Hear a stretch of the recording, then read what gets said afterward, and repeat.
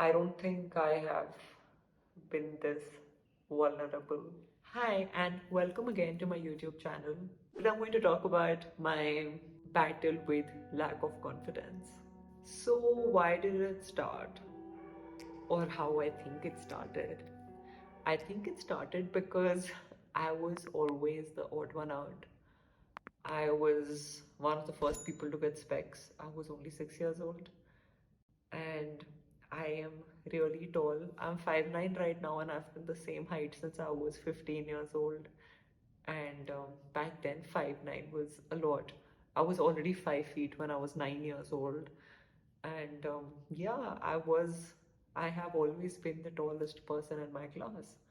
I wasn't good at studies. I wasn't bad either, but I was average, and I did not play sports because I was really fat. And I have been heavy since I was probably 11 or 12 years old. Yeah, just like throughout my teenage, right? A tall and heavy person, and especially with the deep voice. I think I've just made peace with my voice a year ago. I have been conscious of it all my life. And a year ago, it's just that as I'm feeling better when I put my videos on LinkedIn, and people told me that, okay, you sound so authoritative and you sound good. And then I realized that Mm, why did I put myself down? Why did I feed people who just made fun of me? This is what I'm born with, and I can't change it. And if it's different, then be it. But this is how I think about it today at 26 and a half. But I have had 25 years of feeling absolutely miserable about these things. I think being underconfident ruined a lot of things for me. You second guess yourself every single time.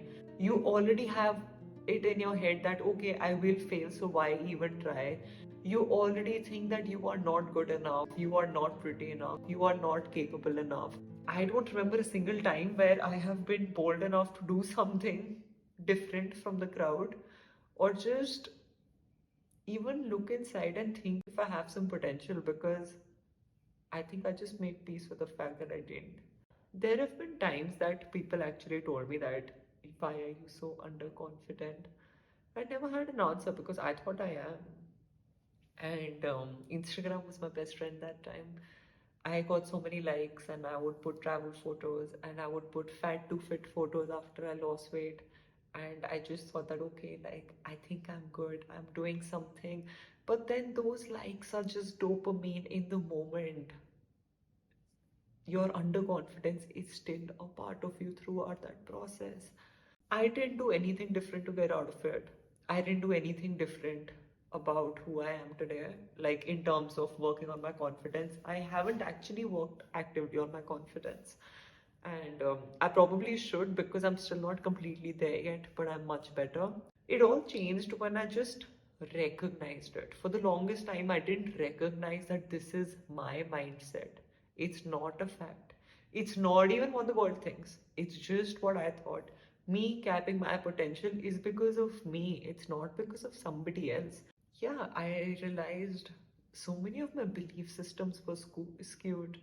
I just, it was a lot of realizations at once. For once, I thought of my body way too often. Like, what am I eating? How am I looking? My fat, my love handles, my tummy. If I'm looking like fit enough. Like, when you think of Barack Obama, do you actually think about if he's a skinny guy or he's a fit guy? No, you think of him as a president of the like the previous president of United States. And that made me realize that I am more to how I look. I am fit, I am healthy, I eat healthy 80% of the time, but I am more than how I look. How dare I just diminish my entire self image to how I look? That is so shallow, and I feel so sad that I was this unkind to myself and my body. And I don't know, how did I even think my body would do anything good to me when I treated it so badly and I criticized it?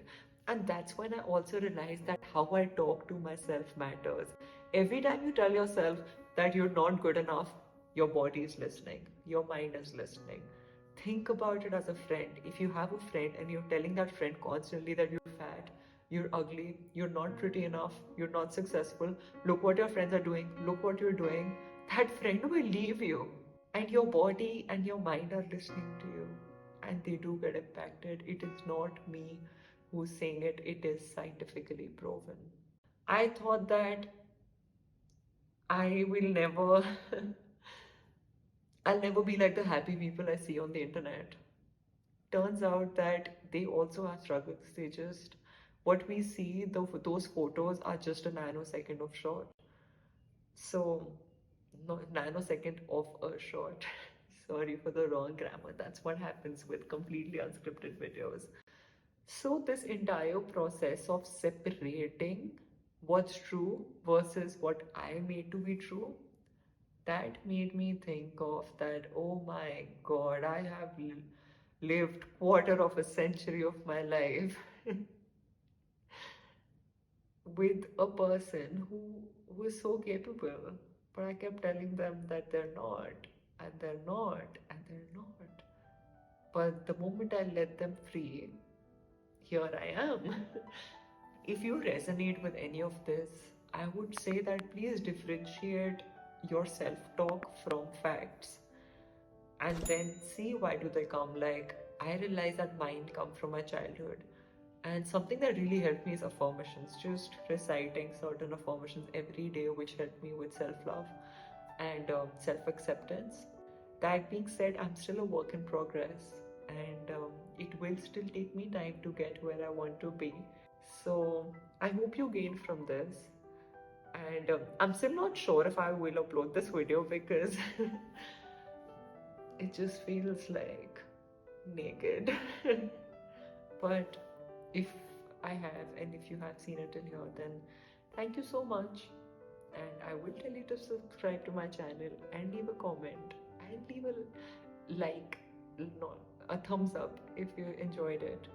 And thank you for watching. It means a lot.